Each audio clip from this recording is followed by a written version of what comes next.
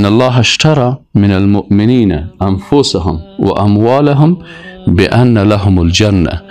حاصل کردن جنت کار آسان نیست. الله میگه که ما از بنده های خود خریدیم انفسهم، جانهایشان را، زیرا وقتی کسی مطابق قرآن و سنت حرکت کنه در طول تاریخ سختی ها و مشکلات دیده و میبینه و شاید به شهادت برسه.